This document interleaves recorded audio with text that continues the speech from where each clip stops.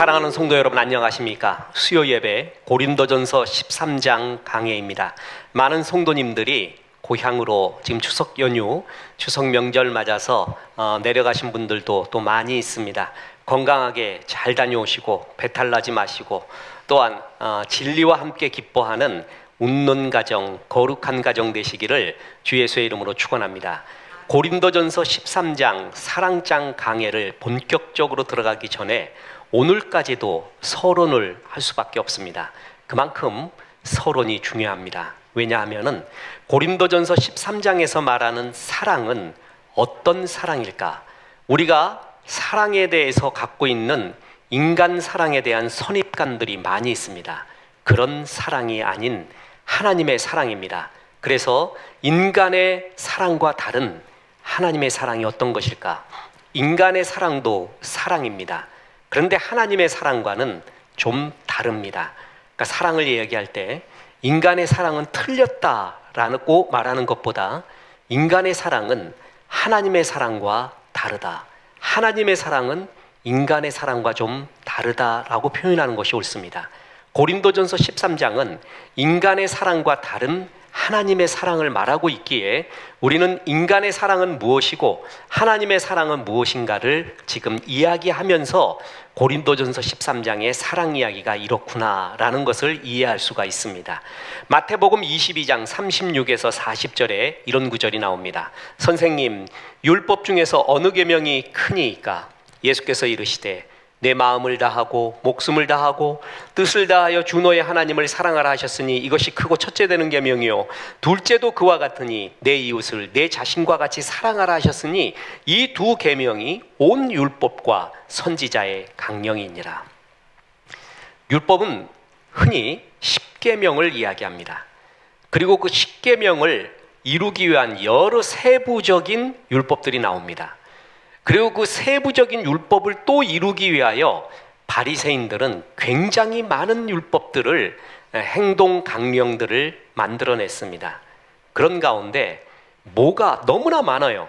지키고자 하는 것이. 그런 가운데 율법학자들이 또 사람들이 물어봤습니다. 예수님에게 어떤 율법이 최고입니까? 이 중에 제일 큰 계명은 무엇입니까? 라고 말합니다. 헌법, 우리는 법 중에는 헌법 아닙니까? 바로 그런 걸 물어본 겁니다. 그때 예수님의 대답이 그겁니다. 마음을 다하고 목숨을 다하고 뜻을 다하여 주 너의 하나님을 뭐하라? 사랑하라. 이것이 크고 첫째 되는 계명이요 둘째도 그와 같으니 내 이웃을 내 자신과 같이 뭐하라? 사랑하라. 이 두 계명이 온 율법과 선지자의 강령이니라. 이렇게 말했습니다. 다시 말하지만 사랑이라는, 하나님의 사랑이라는 주제는 고린도전서 13장에만 있는 것이 아닙니다. 구약에서부터 신약 모든 골짜기에 주의 사랑이 나와 있죠. 바로 고린도전서 13장을 이해하기 위해서도 마태복음 22장에 나온 제일 큰 계명을 이해해야 합니다. 그래서 율법 계명이 뭐냐? 한마디로 말하면 사랑이다. 하나님을 사랑하고 이웃을 사랑하는 자는 율법과 선지자의 모든 강령을 이룬 것이다 라고 표현할 정도입니다. 그래서 우리 자신에게 또 묻는 것입니다. 우리는 사랑하고 있는가? 사랑의 평화가, 사랑의 기쁨이 우리 가운데 있는가? 아니, 사랑하는 것 같은데도 왜 마음은 불안하고 쫓기고 두려움이 있고 평강이 없는가? 그것은 온전한 사랑이 아니기 때문에 그렇습니다. 사랑 안에 두려움이 없나니 온전한 사랑이 두려움을 내어 쫓는다고 했습니다. 온전한 사랑, 그것은 하나님의 사랑밖에 없습니다. 우리들의 미숙한 사랑 때문에 사랑이라는 이름의 열차는 달리고 있지만 미숙하고 불안정하고 죄성 어리고 자기 중심적인 사랑 때문에 사랑의 기쁨이 아직 들어가지 못한 것입니다. 자, 이제 우리는 그 사랑을 배우고자 합니다. 자, 하나님의 사랑과 인간의 사랑은 좀 다릅니다. 일본의 신학자이자 문학가인 마스미 도요토미의 참사랑은 그 어디에, 굉장히 좋은 책입니다. 저는 이 책을 참 많이 선물을 했습니다. 그래서 성도님들이 가슴에 이 진리를 새기기를 원했고, 또한 이걸로 전도지, 사진 전도지도 만들었었죠. 이 마스미 도요토미는 세 종류의 사랑을 말하는데, 만약의 사랑, 때문에 사랑, 그럼에도 불구하고 사랑이 있다는 것입니다. 만약의 사랑은 뭐냐면, 만약 어떤 조건을 충족시킨다면 얻게 되는 사랑. 자, 그래서 예를 들어 보면 아빠가 말합니다. 말 잘 들으면 이뻐해 줄게. 성적 잘 받아오면 사랑할게. 선물 사주면 당신을 사랑할게요. 성공해서 유명한 사람이 되면 당신을 사랑하겠습니다. 남편으로서 제 기대에 부응하면 나도 아내가 될 것입니다. 전부 조건이고 우리 세상에 있는 가장 흔한 유형의 사랑입니다. 이것은 조건적인 사랑입니다. 즉, 사랑하는 사람이 원하는 그 어떤 것을 주는 대가로 받는 사랑. 이 사랑은 굉장히 이기적이고 그 목적은 사랑을 대가로 무엇인가를 얻는 데 있습니다. 이것도 사랑이라고 말하면서 이야기할 때 우리는 이 사랑은 가장 깨지기 쉬운 그러한 사랑의 유형에 속합니다. 젊은 부부가 배우자의 실제 인격을 사랑하지 않고 가상적이며 미화되고 낭만적인 모습을 사랑합니다. 그를 사랑하지 않는 거죠. 그래서 환상이 깨지고 기대가 어긋나면 이전의 사랑은 증오가 됩니다. 이것이 만약의 사랑이죠. 그래서 어떤 시인은 기대가 아닌 그대라는 표현을 썼습니다. 참 멋진 표현이죠. 우리는 기대를 합니다. 그런데 사랑은 그대죠. 나에게 기대하는 것이 있지만 그 기대하는 것이 사랑은 아닙니다. 사랑은 그대입니다. 그래서 그대를 향한 기대가 많아질수록 자신은 많은 돌멩이를 자기의 마음에 놔서 기대를 낮춘다고 합니다. 왜냐하면 그대를 사랑하기 위해서라고 말합니다. 만약의 사랑, 만약 나를 이렇게 해주면 나도 이렇게 해줄게요. 만약 이렇게 하면 이렇게 할게요. 전 대학 다닐 때 말이에요. 어떤 그 법대 다니는 후배가 있었습니다. 얘가 한 여인을 되게 사랑했어요. 그래서 그 여인도 사랑하냐 그러니까 자기 별로 안 좋아한대. 왜 그러냐 그러니까 첫째 너무 못생겼대. 그러냐 눈도 너무 나쁘고 그리고 뭐 그래서 별로 나를 자기를 좋아하지 않는데요. 그러냐 그럼 어떡하냐 이러고 있다가 이제 얘가 고시 공부를 했습니다.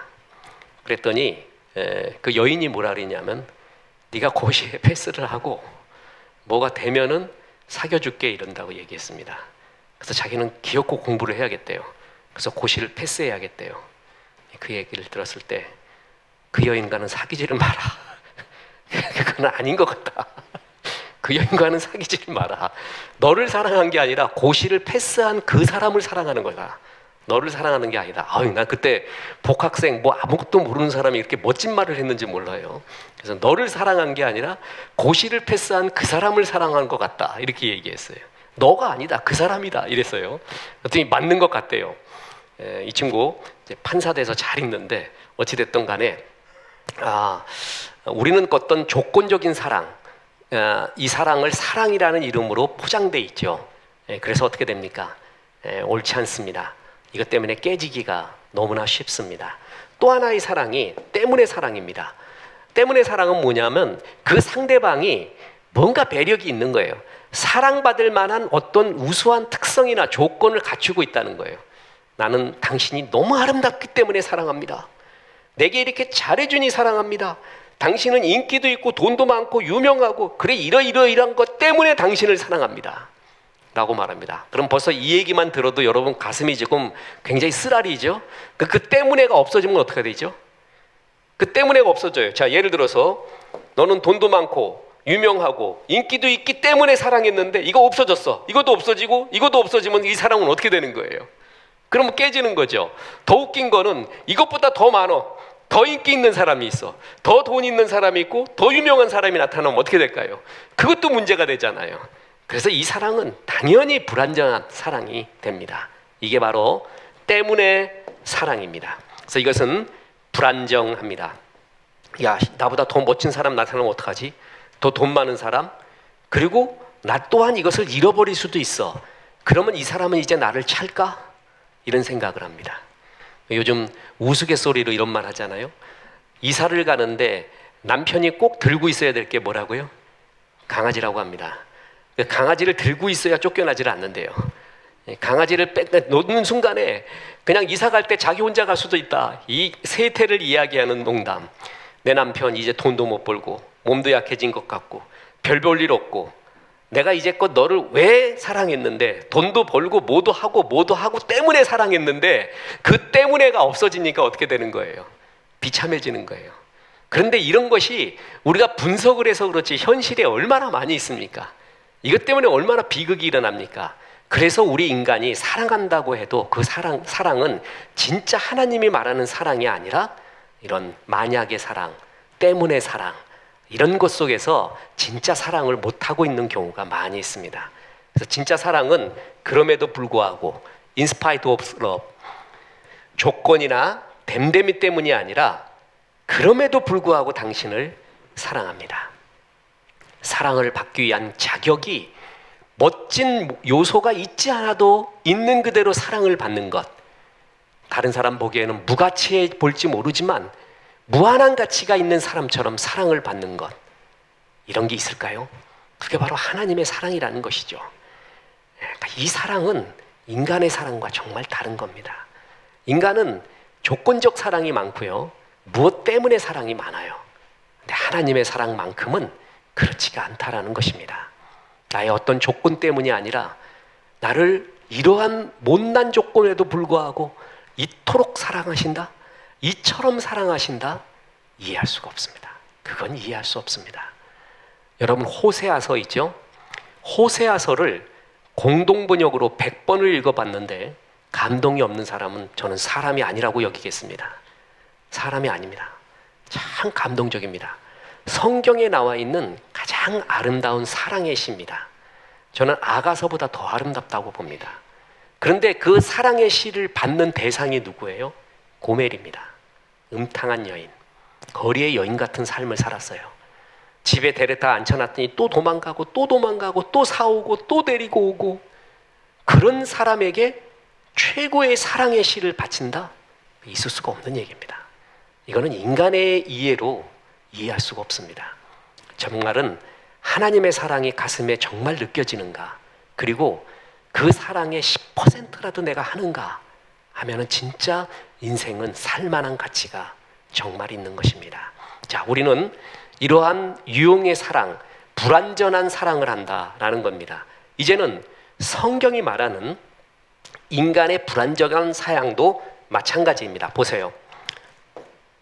자, 그럼에도 불구하고 사랑을 보면 하나님의 사랑이 로마서 5장 6절부터 10절까지에 보면 우리를 사랑하셨는데 언제 했냐 하면은 우리가 뭐 할 때? 연약할 때. 자, 이건 뭐예요? 아직 반응하지 못할 때라는 뜻입니다. 사람은 사랑을 하면 반응이 있어야 되거든요. 이게 반응이 뭐예요? 하나님에 대한 반응이 감사죠. 감사. 인간사에서도 항상 감사합니다. 감사합니다. 고맙습니다. 여러분, 감사의 반대가 뭐죠? 은혜의 반대. 당연히 여기는 거예요. 그럼 당연히 여길 때 정말 그때부터는 비참해집니다. 그때는 이제 그야말로 받는 것이 줄어들기 시작합니다. 하나님의 은혜가 줄어듭니다. 반응이 있어야 되거든요. 근데 반응이 없어요. 그게 바로 연약할 때예요. 사랑의 반응을 못할 때, 더군다나 죄인 되었을 때, 하나님이 하라는 짓은 하지 않고 하지 말라는 짓을 하고 있는 상태, 그랬을 때 우리를 사랑했대요. 더군다나 우리와 뭐가 되었을 때요? 원수 되었을 때. 이거는 있을 수가 없습니다. 우리 인간은 이랬을 때 사랑을 못합니다. 나 싫다고 원수 마귀에게 갔어요. 나 싫다고 다른 사람한테 가버렸어요. 그 사람을 사랑한다? 있을 수가 없잖아요. 그죠? 그런데 하나님의 사랑은 내가 반응도 못하고 죄인 되었고 원수 되었을 때, 그때 사랑했다는 거예요. 그때. 그러니까 이 얘기는 뭐예요? 자격 요건을 갖췄을 때 사랑한 것이 아니라 우리에게 자격이 없을 때, 사랑할 만한 가치와 자격이 없을 때 사랑하셨다는 거예요. 그래서 좋은 겁니다. 사랑을 받을 때 항상 두려움이 뭐예요? 내가 사랑받을 만한 요소가 없어지면 어떻게 할까? 그죠? 야, 나도 이제 돈도 못 벌면 어떡하지? 건강도 잃으면 어떡하지? 내 남편은 나를 이 점을 좋아한 것 같은데 이 점에 매력이 없어지면 어떡하지? 그게 전부 만약의 사랑 때문에 사랑이에요. 인간의 사랑은 거기에 매여 있는 경우가 많아요. 그래서 항상 불안한 것입니다. 근데 하나님의 사랑은 이런 조건이 없을 때도 우리를 사랑하셨다라는 그 말이 그토록 좋을 수가 없습니다. 정말 이것은 너무나 좋습니다. 한번 묻겠습니다. 인간이 이렇게 사랑할 수 있을까요? 조금의 맛을 볼 수 있는 게 있어요. 그게 부모가 자식을 사랑할 때입니다. 그것이 하나님의 사랑에 가장 가깝습니다. 가장 가까운 것이 바로 그 사랑의 형태입니다. 그죠? 그놈이 반응도 안 해. 그놈이 아니면 곰팡이 같은 짓만 해. 그놈이 아무튼 원수 같은, 이 왼수야 왼수 그놈은. 그런데도 사랑할 수밖에 없는, 그것은 인간사에서 딱 하나, 자식놈 때문에 그래요. 사람이 언제 정말 변하는가? 자식 때문에 변해요. 자식이 선생이라는 말이 있습니다. 이게 인간사에서는 이런 사랑을 할 수가 거의 없습니다. 자, 그래서 성경적으로도 이야기하는 인간 사랑의 유형, 아까 말씀이 도요토미가 아니라 바로 성경에 나오고 있는 사랑의 유형을 말하면서 고린도전서 13장이 말하는 사랑은 무엇일까? 자, 사랑이라는 이름으로 행해지는 폭력이 가장 무섭습니다. 사랑해서 이렇대. 사랑해서 죽이고 있어요, 그냥 아주. 그 오징어 부부, 제가 시를 말했죠. 그 오징어 부부는 서로 사랑한다고 하면서 목을 조르는 습관이 있다. 오징어 두 마리가 사랑해! 그러면서 서로 목 조르고 있어. 근데 왜 목 조르냐 하면 사랑하기 때문에 목 조른대. 알고 보면 목 조르고 있는데 사랑이라는 이름으로 폭력을 행하고 있는 거예요. 이것처럼 무서운 것이 없습니다. 내가 왜 그런 줄 알아? 널 사랑하기 때문에 그래. 널 사랑하기 때문에 그래. 그리고 애를 죽여 그냥 아주. 당신을 사랑하기 때문에 그래. 그러면서 아내를 죽이고 남편을 죽여요. 내 사랑을 점검하는 것이 고린도전서 13장의 이야기일 것입니다. 자, 성경에 에로스의 사랑이 나옵니다. 이 낱말은요, 신약 성경에는 나오지 않습니다. 구약에 2번 나와요. 그것도 구약 성경을 헬라어로 번역한 셉튜아진트 70인역에서 이 단어가 2번 쓰입니다. 자, 어떤 거냐면 잠언서에 보면 잠언 7장 18절에 오라 우리가 아침까지 흡족하게 서로 사랑하며 사랑함으로 희락하자라는 단어가 있거든요. 이때 이 사랑이 에로스로 돼 있어요. 근데 이 문맥상 보면 여기서의 사랑은 창기가 젊은 청년을 유혹할 때 쓰는 사랑이에요. 그래서 이것은 사랑이라기보다도 뭐예요? 정욕에 가까운 사랑입니다. 그게 성경에서 말하는 에로스, 정욕적, 자기중심적, 자기 만족을 위한 순간적 사랑을 이야기할 때 에로스의 사랑, 차라리 정욕에 가깝습니다. 자, 셰익스피어의 오셀로 4대 비극 중에 하나죠. 이 무어인으로서 출세한 사람입니다. 약간 흑인으로서. 그가 아내 데스데모나를 사랑합니다. 되게 사랑하는데 그 중간에 이간질하는 이약고에 맞아요. 이약고가 있습니다. 아이고도 맞는 것 같아. 아이고 그놈 때문에 아이고 했다. 이약고. 이간질로서 자기 아내를 의심합니다. 그리고 아내가 정말 그렇게 부정적인 것 같고 자기를 사랑하는 것 같지 않아요. 그래서 이 오셀로가 아내를 죽여버립니다. 그리고 나중에 알고 자기도 이렇게 자살을 하게 됩니다. 못 참겠다. 이런 것을 못 참겠다. 그래서 비극이죠. 셰익스피어가 말하고자 하는 우리 인간 사랑의 미흡함, 전형적인 에로스 사랑의 모습입니다. 그리고 만약의 사랑, 때문에 사랑의 전형적인 모습, 그걸 사랑인 줄 알고 달려갔다가 그것이 사랑이 아닌 것을 자기도 발견했을 때의 그 비극. 자, 원래 에로스라는 말이 성경에서는 이렇게 부정적인 단어를 쓰였는데요, 헬라 문학에서는요, 에로스라는 단어에 부정적인 의미도 있지만 뭐냐면 미, 그리고 파워를 의미할 때도 에로스를 씁니다. 그래서 플라톤의 공화국에 보면 에로스적인 국가에 대한 이야기가 나오거든요. 그것은 조금 이따 말하겠습니다. 에로스가 그러니까 헬라 문학에서는 나쁜 의미로만 쓰여지지 않았어요. 그 뷰티를 말하거나 파워를 말할 때도 그때도 히라빈들이 에로스를 쓰고요. 심지어는 종교적 의미로도 이야기합니다. 이 종교적 의미가 굉장히 이교적이죠. 그래서 그것을 받아들이기가 어렵지만 에로스 하나만 놓고 볼 때도 굉장히 복잡한 건 사실입니다. 그러나 성경에서의 에로스적인 사랑은 정욕적 사랑에 가까운 것입니다. 그리고 또 하나가 필로스라고 있습니다. 필레오, 필로스. 이것은 우애라는 말로 이렇게 번역이 됩니다. 자, 헬라어 성경에, 신약 성경에 25번이나 나타나고요. 동질의 기호. 그러니까 서로 좋아하는 것들이 있잖아요. 난 이걸 좋아해. 그럼 모이잖아요. 그러니까 동우애들이 서로 좋아하는 것이 있으면 모이잖아요. 그런 사랑의 유형. 그러니까 비슷한 기호와 비슷한 생각을 갖고 있는 사람들끼리의 어떤 우정, 어떤 그들의 그 결속력, 그걸 필레오 혹은 필리아라고 합니다. 여러분, 철학을 보면 필로소피예요. 이건 뭐냐면 지혜를 사랑하는 사람들이에요. 지혜를 사랑. 그리고 언어학 보면은 롤로지라고 말합니다. 언어를 사랑하는 사람. 인류학은 안트로피입니다. 인류를 사랑함. 하모니 그러면은 뭐예요? 화음을 사랑하는 거. 필라델피아 그러면 현재를 사랑하는 거. 이렇게 필은 무엇을 좋아하는 거예요. 어떤 동질의 그룹을 이야기해요. 예수님도 이 사랑이 아름다운 경우가 있다 그래서 자주 언급했는데 C.S. 루이스 같은 경우 이 사랑도 굉장히 모순이 있고 위험이 있다는 거예요. 왜냐하면 그 필 범위 내에 들어오지 않는 거 있잖아요. 그러니까 나는 사과를 좋아하는데 이놈은 수박을 좋아하네. 그 수박파, 사과파가 나눠지는 거예요. 그래서 자기 좋아하는 범주 밖에 있는 사람들과 벽을 만들고 패거리 혹은 파벌을 만들 수가 있다는 것입니다. 그래서 집단적 교만함과 완고함으로 흐를 수 있는 게 필레오 사랑의 특징입니다. 이거는 저는 인간의 어떤 죄악성을 표현하는 책으로서요, 정말 멋진 책이 도덕적 인간과 비도덕적 사회라는 책이 있습니다. 참 잘 썼습니다. 이거야말로 인간을 정말 잘 표현한 것 같습니다. 인간은 도덕적인 것 같아요. 혼자는. 근데 2명만 모이면 도덕적이지가 않아요. 3명 모이면 도덕적이지가 않고요. 제일 많이 모인 게 뭐예요? 인간의 집단으로 제일 많이 모인 게 국가죠. 국가는 도덕적이지가 않대. 그러니까 개개인은 다 도덕적이라니까.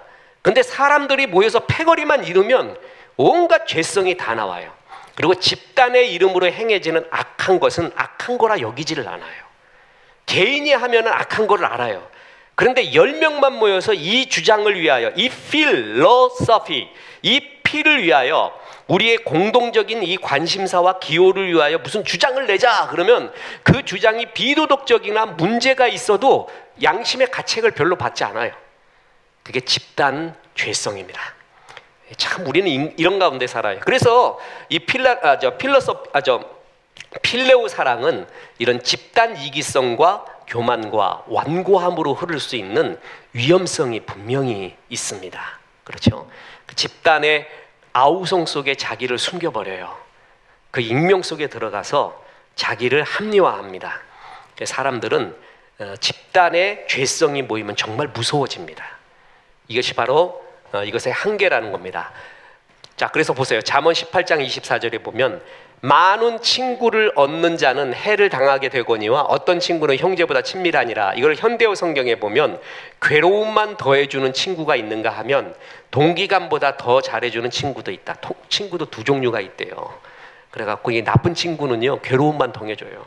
끊을 수도 없고 이것이 괴롭잖아요. 여러분, 나이 듦의 즐거움이 뭔지 아십니까? 끊을 용기가 생긴다는 겁니다. 그래도 끊어도 된다는 것입니다. 나에게 설레임이 없고 영적으로 도움이 안 되잖아요. 계속 내 힘을 다 빼가잖아요. 결단하십시오, 언젠가.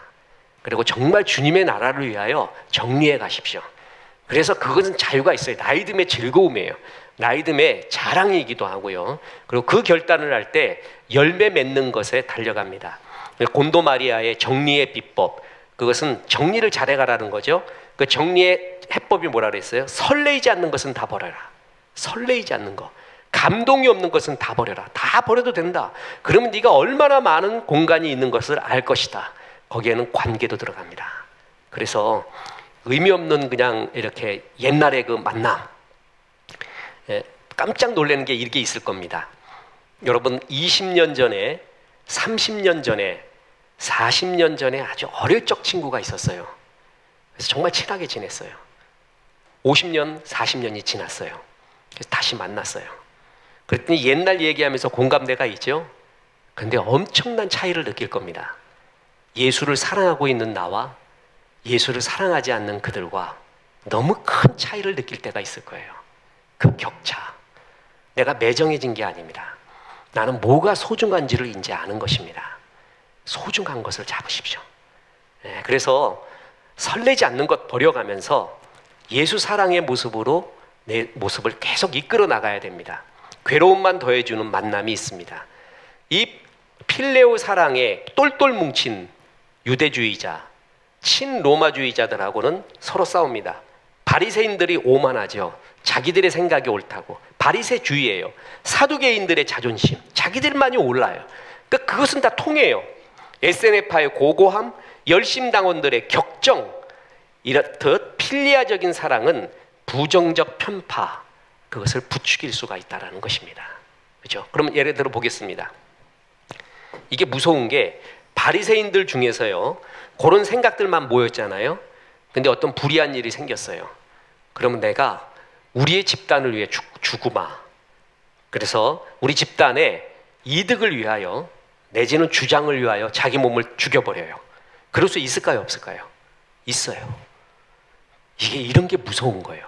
그러면은 자기 집단이 굉장히 멋있어 보여요. 죽음이라는 것은, 죽음까지 내던졌다라는 것은 되게 고고한, 숭고한 행위인데 그 집단의 생각은 옳지 않음에도 불구하고 거기에 그런 순교자 같은 사람이 나왔다 그러면은 집단의 이기주의 완고함은 더 강해져요. 이게 이 사랑의 무서움입니다. 필리아적인 사랑만 있을 때의 무서움이 바로 그렇습니다. 자, 이제 하나님의 사랑과 가장 비슷한 게 스토르게예요. 스토르게의 사랑, 이게 성경에 나옵니다. 이 단어는 부모가 자식을 아끼는 것 같은 사랑, 이게 성경에 많이 나와요.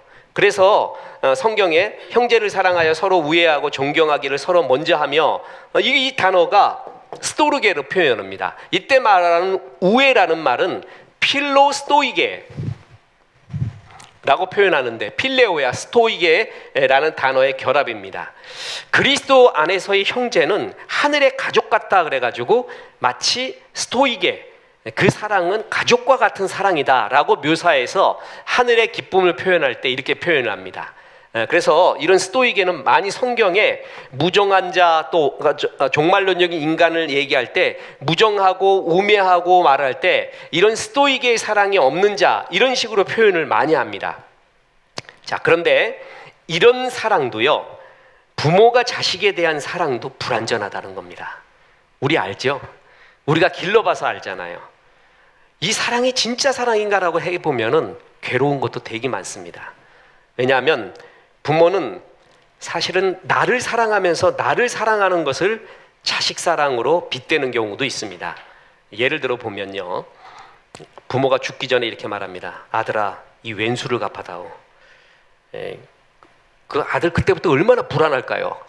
그때부터 아들은 얼마나 인생이, 내 인생은 부모의 원수를 갚기 위해 태어났나?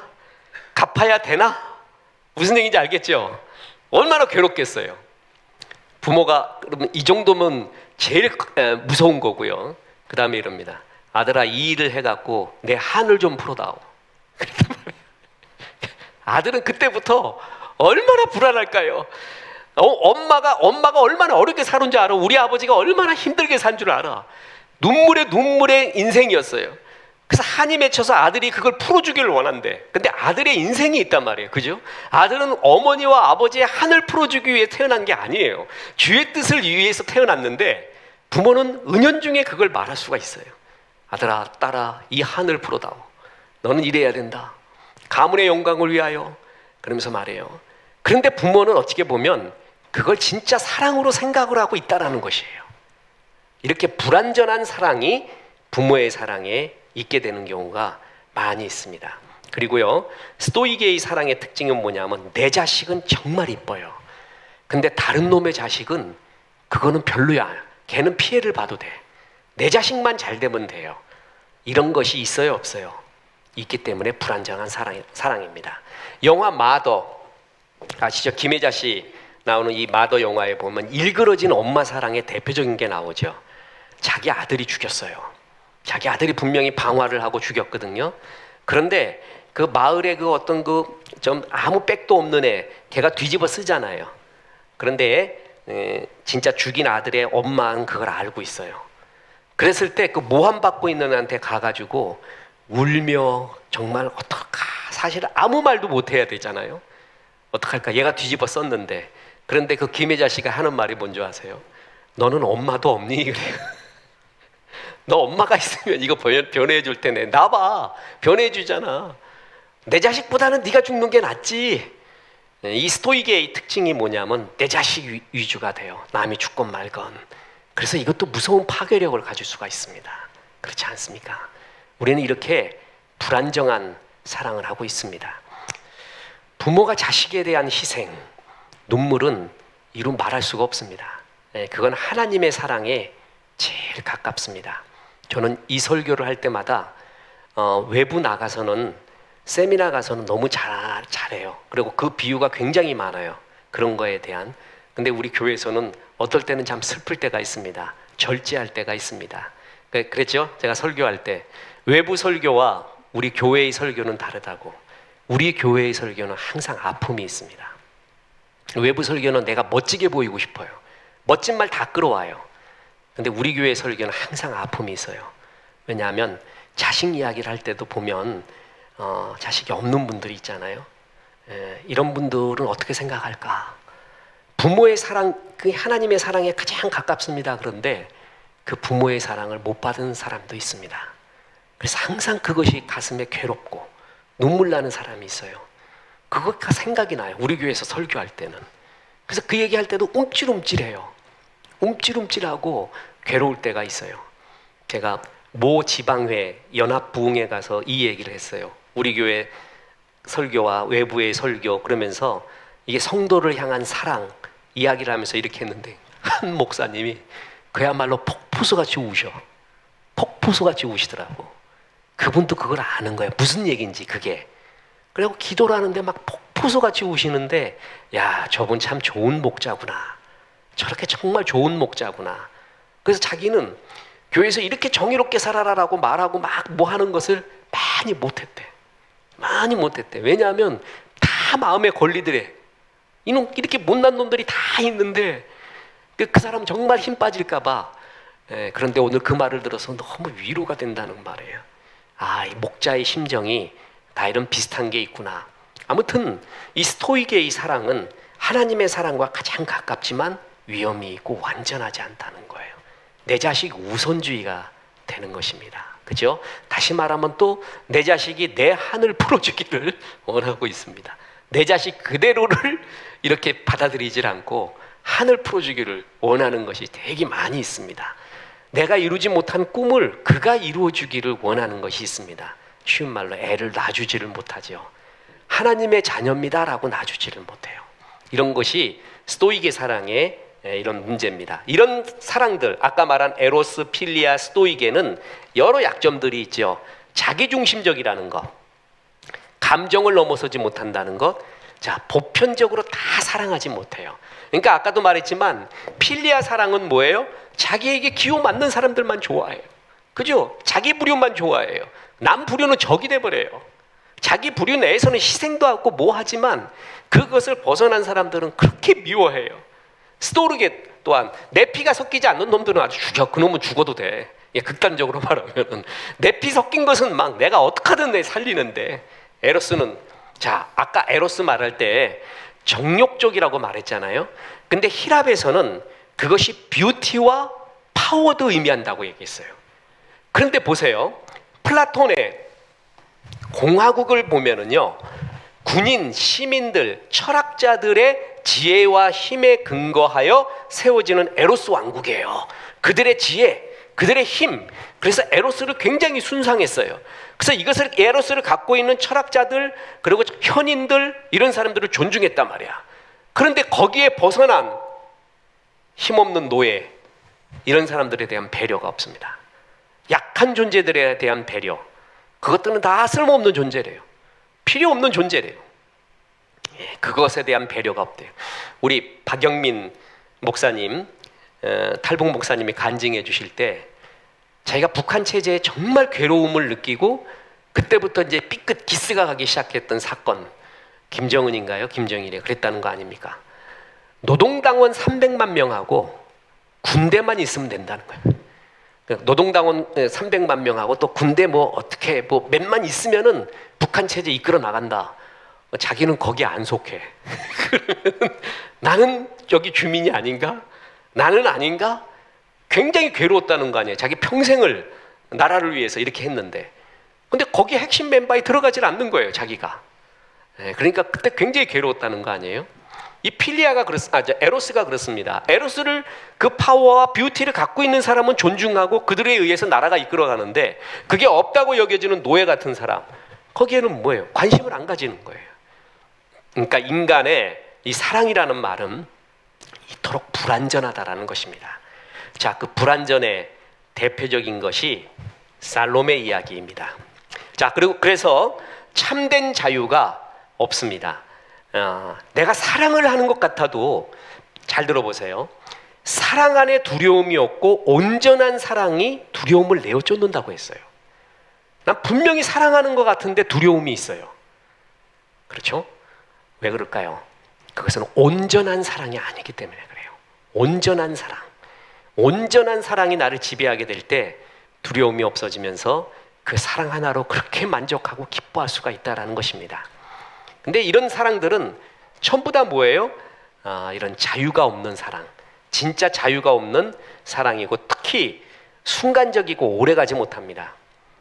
때문에 조건 사랑, 에로스 사랑, 스토르게 사랑, 필리아 사랑 다 마찬가지입니다. 굉장히 순간적이고 오래가지 않는다는 것을 본인이 느낍니다. 그렇기 때문에 이 사랑, 인간사의 사랑 같은 것은 없지. 그런 얘기하지 마. 그냥 사는 거야. 그러면서 인간사에 제일 파워 있는 걸 뭘로 여겨요? 돈이라고 봅니다. 탈북 목사님들하고 식사를 하면서 얘기가, 목사님 자기가 생각할 때 그랬대요. 북한 사회는 주체 사상도 이제 그런 사상도 희미해지기도 하고 그렇습니다. 그래서 제가 제일 궁금한 게 이거라고 했어요. 당신들 생각에 김정은 다음에 김주혜가 나오는데, 데리고 다니는데 김여정이나 김주혜가 다음 후계자, 백두혈통이 돼서 후계자가 될 수 있다고 봅니까? 그러니까 갑자기 정색을 하면서 전부 100% 아니래. 그 정도 바보는 아닐 거래. 근데 난 될 것 같기도 한데 이렇게 생각을 했는데, 그러면서 목사님 지금 북한을 지배하고 있는 건 돈이래요. 돈. 전부 돈이래요. 이 사람들도 전부 유물론 돈에 다 지배를 당하고 있다는 거예요. 신약 성경에 예수님이 두 주인을 섬기지 말라 그러면서 구약에 여러 잡신들이 있잖아요. 몰렉신, 바로신, 뭐 무슨 신. 그런데 그 모든 잡신을 다 없애고 하나의 신만 말해요. 하나님, 야훼 하나님과 맞짱 뜨고 있는 신 하나만 남았대. 그게 뭐예요? 그게 돈이에요. 그게 만몬신이에요. 두 주인을 섬기지 못하나니 그것은 절대 한 의자에 두 사람이 앉을 수 없다는 거예요. 그러면서 야훼 하나님과 가장 맞짱 뜨고 있는 최고의 남은, 마지막 남은 신이 돈이라는 거예요. 그 사랑은, 사람들은요 말세에 사랑이 식어진다고 했어요. 사랑. 그러니까 이런 사랑을 추구하지 않고 남은 게 뭐라고요? 돈이라는 것입니다. 돈. 그게 지혜로운 것 같죠? 제일 비참하게 사는 겁니다. 제일 비참하게 사는 겁니다. 돈이, 믿을 수 있는 건 돈밖에 없다라는 생각에 빠져 있는 사람, 그래서 오직 그런 곳에 마음을 다 두고 있는 사람은 정말 불쌍한 인생을 사는 것입니다. 그런데 우리는 그렇게 되어가고 있습니다. 왜냐하면 우리들이 했던 사랑이 굉장히 순간적이고 오래가지도 못하고 사랑의 의미가 없다고 생각을 하기 때문에 그렇습니다. 그래서 남아있는 파워인 돈을 추구하는 거죠. 그래서 이것이 불쌍한 인생입니다. 그 대표적인 게 오스카 와일드의 희곡 살로메입니다. 저는 이 희곡이 인간의 이그러진 사랑의 대표적인 작품이라고 봅니다. 오스카 와일드는 마태 마가복음에 나오는 헤로디아의 딸 이야기를 극적으로 각색합니다. 그래서 일그러진 사랑을 이야기하는데요. 헤로디아는 헤롯 왕의 이복 동생 빌립의 아내였습니다. 그런데 자기 남편의 형인 헤롯 안티파네스가 더 멋진 것을 보고 남편을 버리고 그와 결혼하게 됩니다. 침례 요한은 이에 대해서 율법에 어긋난다며 거침없이 선포하다가 감옥에 갇히게 됩니다. 살로메는 헤로디아의 딸입니다. 그녀는 어머니의 모습을 보고 이렇게 생각을 합니다. 나는 엄마가 선택한 의붓 아버지보다 더 크고 멋진 사람과 결혼했다. 이런 야심이 있는 여인이었어요. 그런 가운데 침례 요한의 이야기를 들었습니다. 침례 요한 털옷을 입고 거칠게 살아가는 야성미가 있대. 엄청난 가슴에 털이 있는지는 모르겠습니다. 저는 참고로 별명이 개구리 백가죽이었습니다. 군대 생활에. 정말 순결한 사람이야 나는. 어떻게 그런지 모르겠어. 내가 생각해도. 근데 거친 야성미, 게다가 남성다운 우렁한 외침, 또한 수많은 사람이 침례 요한 앞에 무릎 꿇고 그 권위, 살로메는 요한에게 매력을 느낍니다. 그래서 우물 감옥에 갇혀있는 침례 요한을 끌어내어 사랑을 고백하고 키스를 요구합니다. 어림도 없는 일이죠. 요한은 꿈쩍도 안 합니다. 사랑이 거부가 됩니다. 그때 살로메는 무서운 계획을 짭니다. 그래서 헤롯 왕의 생일 잔칫날 살로메는 관능적인 춤을 춥니다. 의붓딸 살로메에게 흑심을 품고 있던 헤롯은 흥에 겨운 나머지 너스레를 떱니다. 이 나라의 절반이라도 줄 테니까 네 소원 말해보라. 이게 지금 성경과 어우러져 있어요. 전부 거기에 살짝 각색이 들어갔잖아요. 아마 이랬으리라 하고, 살로메는 악마의 미소를 지으며 말합니다. 침례 요한의 목을 주십시오. 그랬더니 침례 요한의 목은 쟁반에 담겨져서 그네에게로 다가옵니다. 살로메는 피가 철철 흐르는 침례 요한의 목을 끌어안고 입을 맞춥니다. 봐, 내가 키스해달라고 했지. 이렇게 해서 키스하네. 그리고 씩 웃어요. 이 이야기를 헤롯이 듣습니다. 치를 떱니다. 살로메를 죽여라. 그래서 병사들이 살로메를 죽입니다. 이게 소설 살로메의 줄거리입니다. 자기는 사랑했대요. 근데 아주 죽이도록 내 사랑의 품에 안 오면 죽여버리는 거예요. 내 뜻대로 안 하면 죽여버려요. 그렇죠? 비틀즈의 한 멤버 존 레논이었던가요? 그가 이제 팬에 의해서 죽잖아요. 그래서 그 팬에 의해서 죽었을 때 왜 죽였냐 그러니까 여러 이유가 있는데 다른 사람이 자꾸 존 레논 보는 게 싫대. 그래가지고 죽였대요. 사랑 같지만 사랑 아닌, 아까 말했지만 사랑이라는 이름으로 행해지는 폭력이 제일 무섭습니다. 이거는 사랑이 아니죠. 근데 이거 극단적인 예지만 우리가 사람을 사랑한다고 하면서 이런 식으로 사랑하는 경우가 있다라는 것이죠. 그래서 지금 이런 사랑은 성경 고린도전서 13장이 말하고자 하는 사랑이 아닙니다.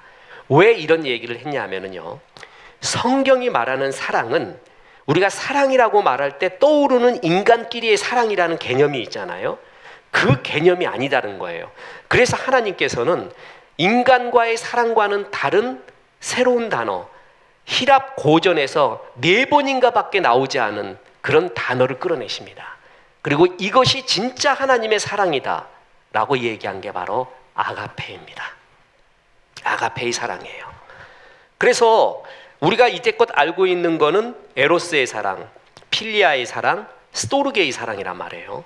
그런데 그런 사랑으로 하나님의 사랑을 담을 수가 없어요.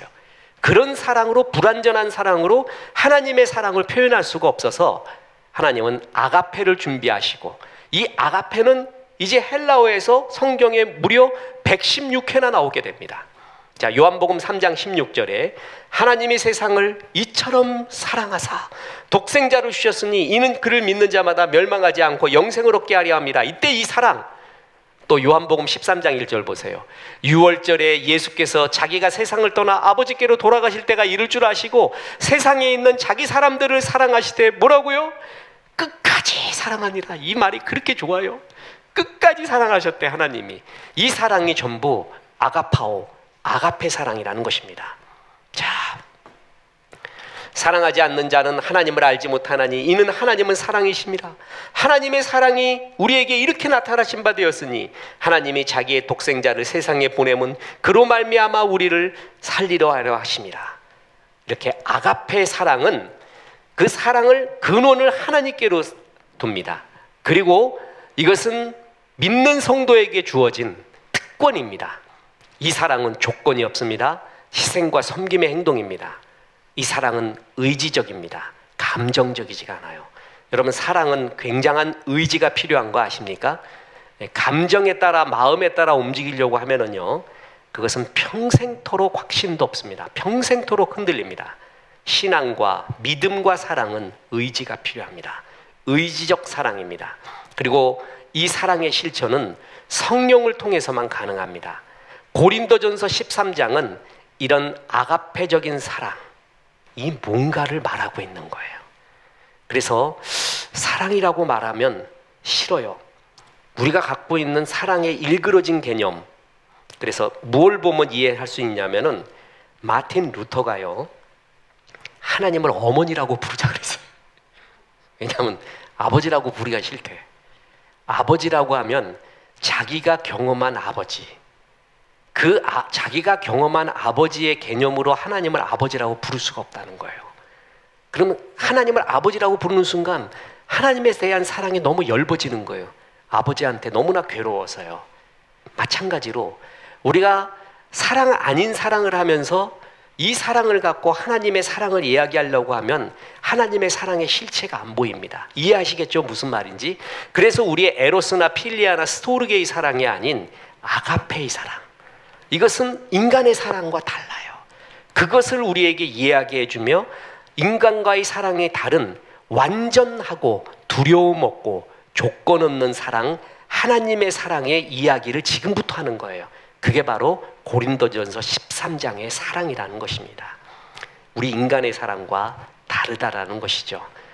자, 그래서 우리는 오늘까지 고린도전서 13장을 들어가기 위하여 소쩍새는 밤마다 그렇게 울었나 보다. 2번에 걸쳐서 서론을 할 수밖에 없고, 그런 가운데 네가 천사의 말을 하는 사람도부터 시작을 해서 단어 하나하나를 보면서 주의 사랑이 뭔가를 가슴에 새기고자 합니다. 자, 이제 끝으로 이 말씀을 드립니다. 베드로에게 부활하신 주님이 나타났죠. 이놈만은 배신할 줄 안 할 줄 알았는데, 그리고 제일 큰 소리 친 놈이거든. 딴 놈들은 다 도망갈지라도 나는 주를 위하여 죽겠습니다 한 놈이란 말이야, 이놈이. 근데 제일 먼저 도망가 버렸어요. 제일 먼저.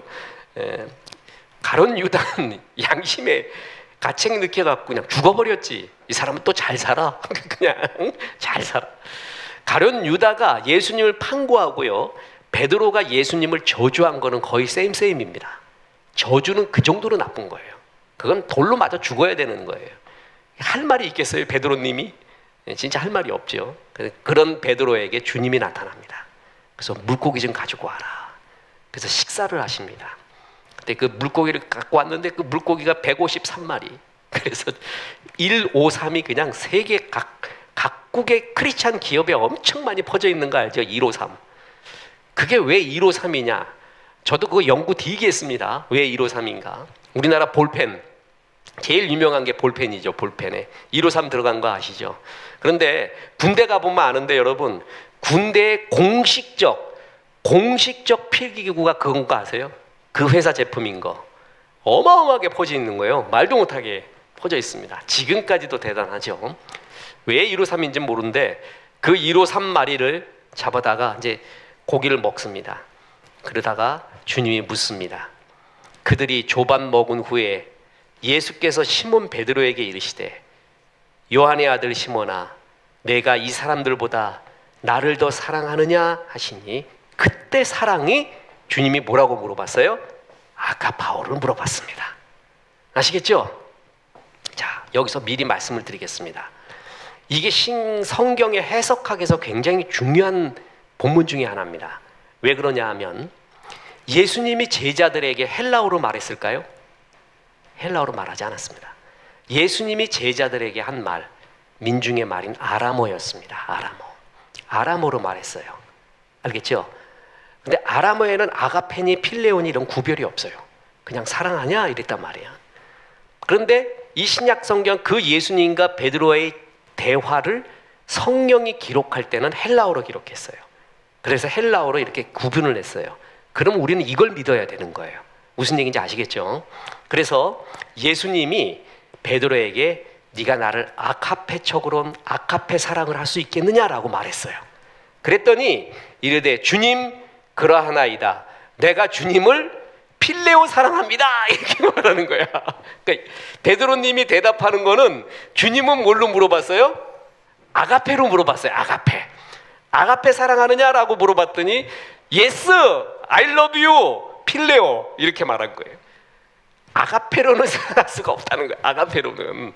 그래서 내가 필레오 정도는 사랑할 수 있을 것 같습니다. 이렇게 대답을 한 거예요. 이르시되 내 어린 양을 먹이라 이렇게 했어요. 잘 알다시피 또 물어보죠.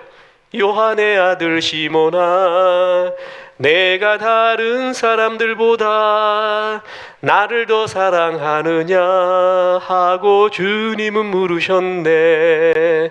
그 가스펠송 있잖아요. 두 번째 이르시되 요한의 아들 시몬아, 내가 나를 사랑하느냐 하는데 또 뭘로 물어봐요? 아가파스, 아가페오로 또 물어봐요. 그러니까 이르시되 주님, 예스, I love you. 내가 주님을 필레오로 사랑하는 줄을 주님이 아시지 않습니까? 그러니까 나는 어느 정도만 사랑할 수 있다고요? 필레오 정도는 사랑할 수 있습니다. 아가페, 주님은 날 위해 죽으셨지요. 어느 정도로 죽었냐 하면 자격 없는 나를 위해 죄사해 주기 위해 죽으신 거 압니다. 그리고 여기까지 나타나신 거 용서하려고. 난 그렇게는 못할 것 같습니다. 전에는 예를 들어서 부활하신 주님을 만나지 않은 베드로라고 하면은 주님이 아가페로 나를 사랑할 수 있겠느냐 그러면 다른 놈들은 다 안 그럴지라도 나는 그렇게 할 수 있습니다 라고 말했을 거예요. 자기가 아니라는 걸 압니다.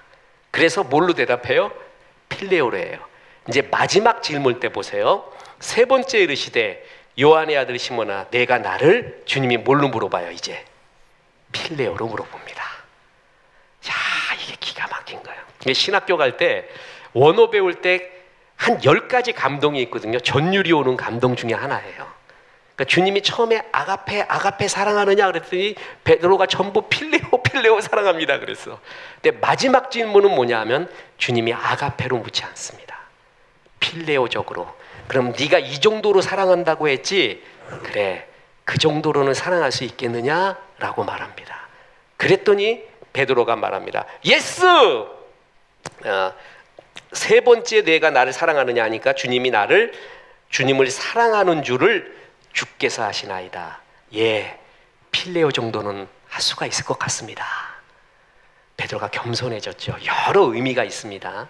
주님은 네가 아가페로 나를 그 정도로 사랑하지 못할지라도 네가 갖고 있는 그 필레오적인 그 낮은 수준의 사랑으로라도 날 사랑해다오. 그걸 받아들여 줍니다. 저는 이게 그렇게 너무나 좋습니다. 주님이 마지막까지 아가페로 물어봤다면 나도 못할 것 같습니다. 저는 제일 무서운 게 뭐냐면요, 난 진짜 솔직히 고백하는 거예요. 에도 시대, 또 우리나라 6.25 때도 그렇고요, 일제시대 그 전에도 그랬고요, 예수 믿는 사람 죽이는데 성상 있잖아요. 성상, 예수님의 초상 있잖아요. 초상, 그것만 밟으면 다 살려준다 그랬어요. 네, 살려준다 그랬어요. 다 풀어준다 그랬어요. 우리나라도 그랬습니다. 대원군 때도 그랬고요. 예수의 그 초상을 밟고만 가면은 다 살려준다. 다시 그러지 마라. 근데 그걸 안 밟아요. 그리고 죽어버려요. 근데 죽을 때 목 댕강하면 얼마나 좋은지 아십니까? 그리고 사약이라고 아세요? 사약은 죽을 사자 약이 아니라 임금이 하사할 때 그 사예요, 사. 그 사약은 굉장히 비싼 겁니다. 그러니까 머슴이 그걸 먹지는 못해요. 머슴 먹는 건 그게 아니란 말이에요. 그 사약은 굉장히 고급스럽게 죽였고, 유럽 같은 경우는 어떻게 죽였어요? 향수로 죽였다고도 하죠. 밤새도록 향수 제일 취하게 만들어서 향수 속에 죽게 또 하는, 그게 이제 귀족한테 내리는 왕의 마지막 그 배려입니다. 그렇게 죽였거든요. 근데 예수 믿는 사람 어떻게 죽였는지 아십니까? 저는 그 기록을 보고 싶지가 않아요. 일본이 제일 지독했어요. 일본이. 아무튼 죽이는데 거꾸로 매달아 놓고 온 몸을 그냥 푸대로 삶아요. 푸대로 딱 잡아요. 푸대로. 거꾸로 매달린 게 며칠이 지나면 온 내장이 다 터져 나온대요. 그걸 터지지 못하도록 묶어놔요. 그래서 최대의 고통을 느끼도록 피 한 방울까지 다 쏟도록 해서 죽인대요. 그리고 그걸 지키는 관청 군인이 있습니다. 빨리 죽이면 혼나는 거예요. 그렇게 지독하게 죽여요. 그 고통. 전 한 가지 믿습니다. 그때 성령이 함께한다. 그 순교의 순간에 성령이 함께한다. 그 고통을 이기는 성령의 은혜가 분명히 있을 것이다 라고 그거 하나 믿지만 지금 잘 안 믿겨 솔직히. 나보고 어떻게 하냐 그러면 나 못할 것 같아요. 전에 우리 그 권찬대 목사님, 지방의 목사님이 오셔가지고요 그럽니다. 이제 장로 임직식을 할 때 장로는 교회의 으쓱거리는 직분이 아니라 순교의 순서래. 순교. 자, 그거 정말 맞습니다. 공산군 내려오면은 순교 1위 목사, 2위 장로 권사, 3위 집사, 그 순분이래. 그 순번을 정하는 거래. 정말 이해합니다. 그거라는 거예요. 그거 바로 순교의 순번이라는 거예요. 내가 정말 그럴 수 있을까? 내가 주님 위에 그럴 수 있을까? 만약에 이제 산에 가서 그 절두산이라고 아시죠, 여러분? 이 절두산이 목 자른 산입니다. 예수 믿는 사람. 그 절두산 같은 데 갔어요. 그래갖고 온갖 고통을 주다가 예수 믿고 순교 전에 절두를 한다 그러면 나는 이미 뛰어내릴 것 같아. 이미 발을 잘못 디뎌갖고 일부러 잘못 디뎌가지고 오 그러고 주여 먼저 갑니다 그러고 가야지. 그 고통을 내가 당할 수 있을까? 솔직히 못할 것 같아요. 그런데 성령의 은혜가 있고 주님을 정말 사랑하면 가능할까? 도대체 그 사람들의 신앙은 뭘까? 이거 생각하면은요 이해할 수가 없어요. 우리 그때 장광호 목사 얘기했을 때 그 북한의 청년들한테 찬양을 가르쳐줘서 그들이 지하 조직에서 찬양 운동을 했잖아요.